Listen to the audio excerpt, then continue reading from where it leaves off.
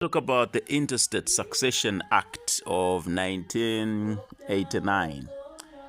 So this act was enacted by the Zambian Parliament on the 14th of May 1989. What is very inevitable in life is that death is as real as life. At one point or the other, you and I would die. Yes, even you would die at one point. So death is very inevitable. But what happens to the property of an individual when they die? That's what we want to talk about briefly before we talk about the Intestate Succession Act. So if a person dies and they left a will behind, then their property, or which is also known as their estate, will be distributed and shared equally and fairly according to what is obtained or what is detailed in the will. Now, what is a will? A will is simply a declaration that outlines how finances and property of a deceased person should be distributed among the beneficiaries. So, an administrator is a legally appointed person who acts on behalf of the state in handling matters of the deceased person. However, he or she is not part of the beneficiaries. So a will enables property to be shared in accordance with the deceased will and desire. But then, what happens when the deceased did not leave a will behind? So somebody dies and they didn't write a will. What happens to their estate or to their property? So that is where the Intestate Succession Act comes in. This act is simply meant to facilitate ways of ensuring adequate financial and property sharing for surviving spouses, for children, for parents, and any other relatives of the deceased person. So that the deceased is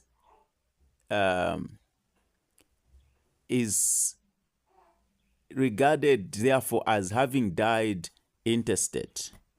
Okay, so which means that the property of the deceased, the estate of the deceased, will have to be shared in accordance with what the provisions of the act, the Intestate Succession Act, provide. So in summary, the act provides that, number one, children should be given 50% of the estates of the deceased, and then the spouse or spouses, so that means that polygamous marriages are also recognized, should get 20%, parents get 20%, dependents get 10%, and obviously that gives you 50%.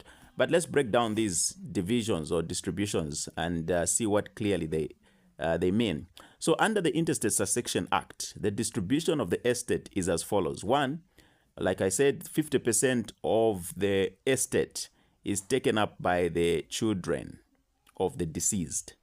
Okay, so 50% is taken up by the children of the deceased, and taking into consideration their ages and educational needs. That's very important. Children include those born within the marriage as well as those born out of wedlock. Take note. In a situation where there are no children, this 50% percentage goes to the parents. If there are no children, the 50%. So if the deceased person does not have children, then that 50% goes to the parents. Then as we move on, the 20% goes to the surviving spouse or spouses. That is the widow or widows of the widow or the widower. This means that in case of a polygamous marriage where somebody has more than one wife, the percentage shall be distributed among all surviving spouses. So every one of those wives will get something. However, the distribution is done according to the duration of the marriages and the spouse's contribution to the deceased property. Okay? According to the duration of the marriage. So somebody that could have been in a marriage for 15 years and somebody that has been there 2 years obviously have different kind of shares because their amount of contribution to the marriage significantly differs from the other. So if there is no spouse, what happens to this 20%? Well, this 20% is given to the children. It is given to the children. All right, so that 20%, if there is no spouse, then it goes to the children. In this case, the children then would have 70% of the share of the estate of the deceased. Number 3, the other 20% for the deceased is for parents. Okay, so parents are also catered for in the Intestate Succession Act. In a case where there are no parents, then of course that 20% portion shall be distributed among the spouse, the children, and the dependents. Lastly, the 4th category of people that get a share from the estate of the deceased in the Intestate Succession Act are the dependents, and their share is 10%. So all the dependents get a share of 10%. That is if there are any dependents. What if there are no dependents? What happens to this 10%? Well, this 10% goes to the relatives of the surviving spouse or spouses, and the other half, of course, is shared.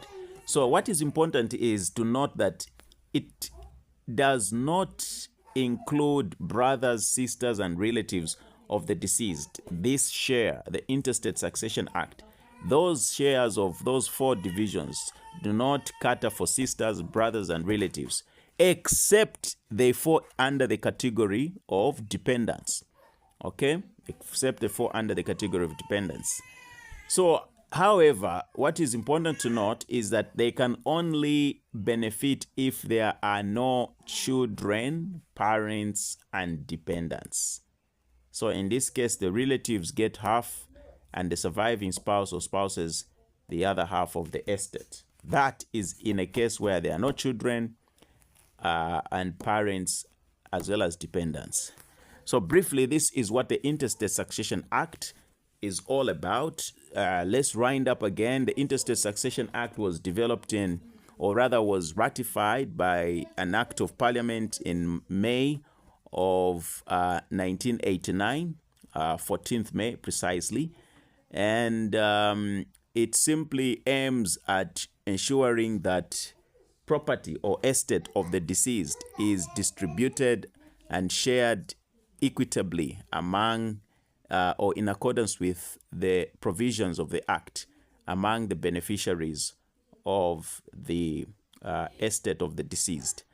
And the summary of it is that the children get 50%, the spouse or spouses get 20%, the parents get another 20%, and dependents get 10%. So those are the shares, and those are the things to expect under the Intestate Succession Act.